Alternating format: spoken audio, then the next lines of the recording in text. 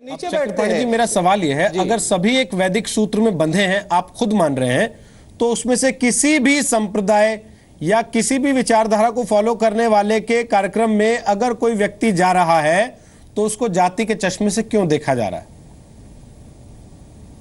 बिल्कुल आप सही बोल रहे हैं, लेकिन बिल्कुल इसलिए देखा जा रहा है क्योंकि वहां पे अगर जो एक भक्त बन करके जाए तब तो ठीक है, वहां पे गंगा स्नान करने जाए और लोगों के साथ करे, उसमें कोई आपत्ति नहीं। लेकिन अगर जो उसको प्रचारित करके कि दलितों के साथ हम ये कर रहे हैं तो हमें लगता है ये गलत होगा, उन दलितों का ही अपमान होगा। अगर जो वास्तव में दलितों के साथ अगर जो करना है तो उनको अपने पार्टियों में स्थान दो, अच्छे स्थान दो, आप उनको जितना हो सके सामाजिक और राजनीतिक स्तर पर ऊपर करो, लेकिन वो स्थान तो सिर्फ परमात्मा की ध्यान उन्होंने वाल्मीकि धाम में अमित शाह जी को बुलाया है एक अध्यक्ष के नाते, एक बहुत बड़ी पार्टी के नाते जो सरकार में रूल कर रही है, और वाल्मीकि समाज के साथ उनके संतों के पास जा रहे हैं भोज करने, समरसता भोज। समरसता भोज का मतलब समझते हैं ना, अब इस बात को तो जानते ही है ना। समरसता का मतलब हम समान रूप से हम सब बैठ के एक जगह भोजन करें, एक जगह स्नान करें। राम घाट में जा रहे हैं, राम घाट का मतलब देखिए, राम तो हमारे सबके हैं, राम अलग कैसे हो सकते हैं, जाति में बांट कैसे सकते हैं? तो जैसे रोहित जी ने सवाल किया आपसे कि हम जब सब एक सूत्र में पिरोने की बात कर रहे हैं,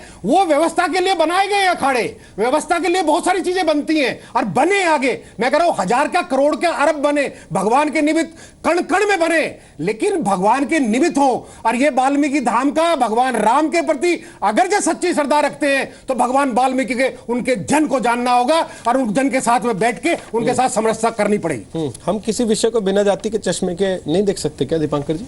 हमें लगता है रोहित भाई, इसको जाति के चश्मे से देखना ही इसका अपमान है। किसी की यात्रा को आप जाति के चश्मे से देखते हैं, यही उस यात्रा का अपमान है। अगर जो किसी ने यह इच्छा जताई है कि मैं वहां पर वाल्मीकि समाज के लोगों के साथ या दलित लोगों के साथ स्नान करूंगा, खाना खाऊंगा, मुझे लगता है शायद उसका प्रचार ही ऐसे हो रहा हो और सामने चुनाव खड़ा हो, आदरणीय, ये तो प्रचार करने वालों पर निर्भर करता है कि कौन किस चश्मे से उसको देखता है। अब देखिए ना कि एक अच्छा वाला इंसान जाकर, एक मिनट आदरणीय, दलित लगा दिया ना, एक मिनट आदरणीय, कि एक अच्छा वाला इंसान स्नान के लिए जा रहा है, लोगों से मिलने के लिए जा रहा है, वो दलित बन कैसे गया मुझे समझ नहीं आया। पर हाँ, अगर जो कोई इंसान जा रहा है तो वो एक उसकी आस्था का प्रतीक हो सकता है, श्रद्धा का प्रतीक हो सकता है, आध्यात्मिकता का प्रतीक हो सकता है। आप क्या मानते हैं जो इस जन्म में या किसी भी जाति में जन्म लेता है वो धार्मिक होता है? मैं ऐसा नहीं मानता। इंसान जन्म लेता है, ईसाई होता है, जैन होता है, हिंदू होता है, मुसलमान होता है, पर धार्मिक नहीं होता। धार्मिक हमारी निजता की खोज है, आध्यात्म हमारी निजता की खोज है, और उस खोज के अभियान पर जाना चाहिए। और अगर जो कोई उस खोज के अभियान पर जा रहा है, मैं उसको जाति के चश्मे से प्रभु देखूं क्यों?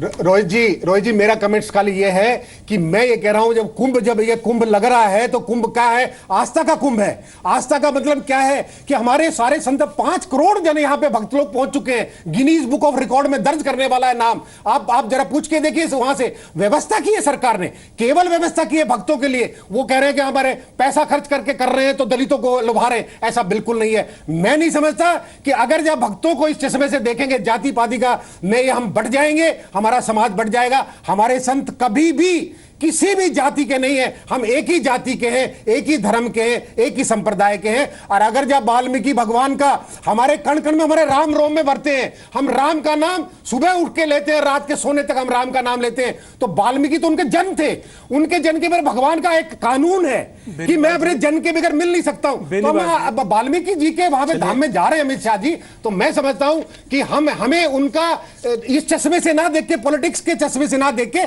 दूसरे को भी एक पॉजिटिव तरीके से भी हम देखा जा सकता है। बेनीवाल जी, हम लोग राम की चर्चा कर रहे हैं, राम की बात कर रहे हैं, और आजाद हिंदुस्तान में राम की बात कर रहे हैं, और आनंद की बात कहूं या इसे दुखद कहूं कि आज भी राम के सर पर छत नहीं है। चलिए, ये एक अलग विषय है, उस पर हम किसी और दिन चर्चा करेंगे, तो आपको जरूर बुलाएंगे। लेकिन इतना कहते हुए खत्म कर रहे हैं कि कुंभ को कम से कम राजनीतिक चश्मे से नहीं देखा जाना चाहिए। ये आस्था का मेला है, जैसा बेनीवाल जी ने कहा, जो जा रहा है वो आस्था के साथ जा रहा है। लिहाजा संतों को भी और इस यात्रा का प्रचार करने वालों को भी इस बात से परहेज करना चाहिए कि उसमें कहीं दलित जैसे शब्द का या ये बताने का कोशिश करने का इस्तेमाल किया जाए कि वो जाति विशेष के लिए वहां पर जा रहे हैं।